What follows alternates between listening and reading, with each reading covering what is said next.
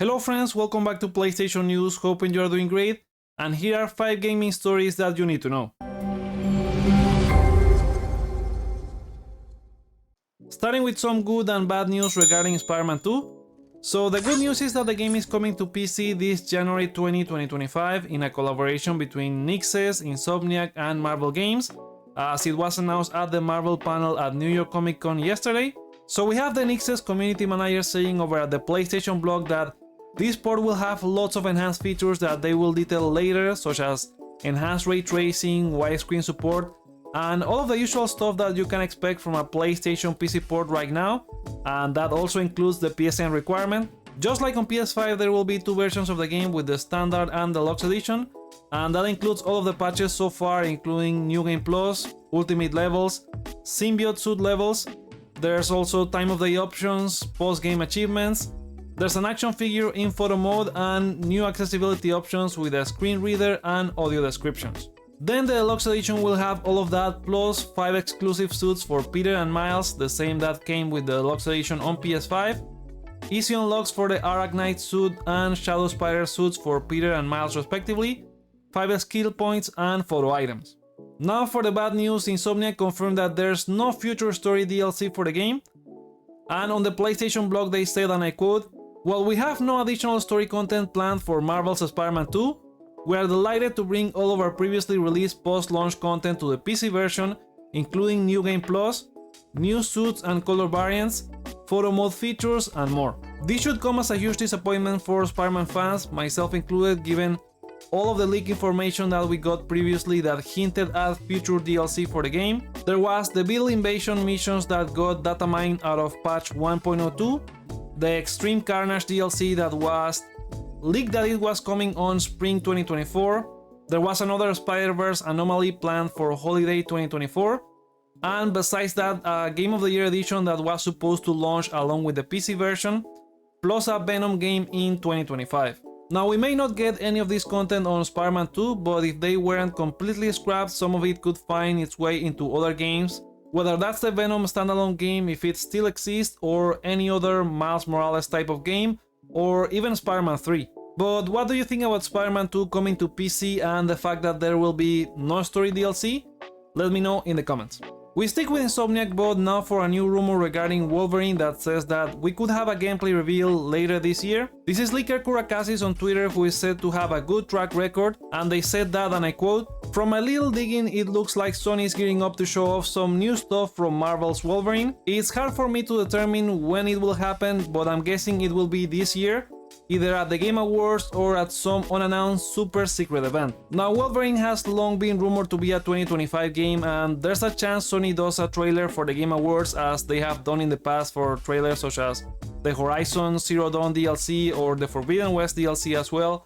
There was also God of War Valhalla. But there's also some speculation that we could get a 30th anniversary state of play like we had in 2019. That one teased Ghost of Tsushima that was later fully revealed at the Game Awards, and it also had some reveals for Resident Evil 3 and the Kingdom Hearts 3 DLC. If Sony does that again this year, that sounds to me like this super secret event that Kurakasis is teasing, but again, it's still all speculation. Now, do you think we'll get a Wolverine gameplay reveal later this year?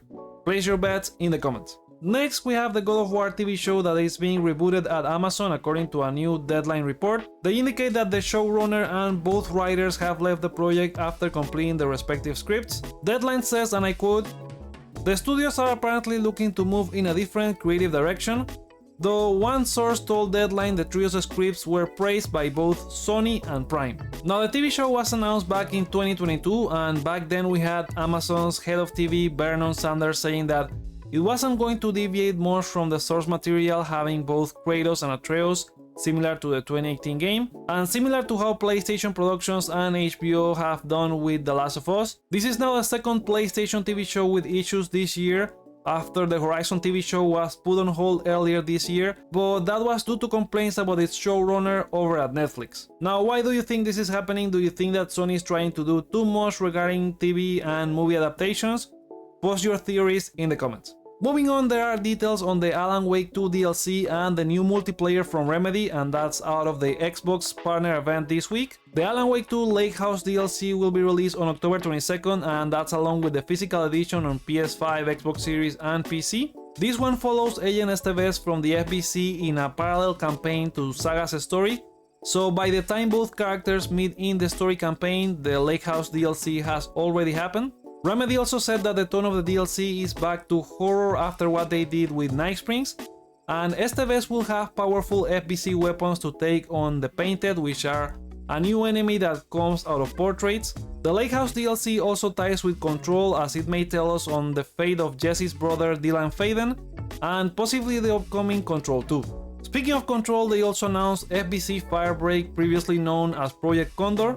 It's a 3-player co-op game set in the world of Control, where you play as the FBC Firebreak team, a response unit that faces otherworldly threats. Game director Mike Ayala says that this is not a sequel to Control, more like a spin-off, but it's not like a bite-sized Control either. Then there was Remedy Communications director Thomas Puja that pointed out this is a pick-up and play experience where you can have fun with friends without this becoming your second job. Now, what they said regarding that is that it doesn't mean that the game doesn't have a deep progression or things to unlock, but you won't have to log in every day fearing that you will lose some loot if you don't. They also didn't want to describe this as a games as a service, but it will be getting post-launch support. FBC Firebreak will come out in 2025, and it will be a quote-unquote mid-price game, so I guess $30. And besides that, it will be the second game ever to launch directly into PlayStation Plus Extra and Game Pass on day one, after Sea of Stars. Now, will that be enough to break the course of the single-player studio that goes on to make a multiplayer game? Let me know in the comments. We also have a story on a game that may be getting the Siren treatment on PlayStation Plus Deluxe and Premium Classics. This was spotted by Twitter user Radek, who said that the original version of Ape Escape 2 on PS4 is being delisted, which is the same that happened to Siren a few weeks ago. And he also posted several screenshots from the Poland PSN, where you can see that the game is not available for purchase. Now, as we covered in previous videos, something similar happened to Siren.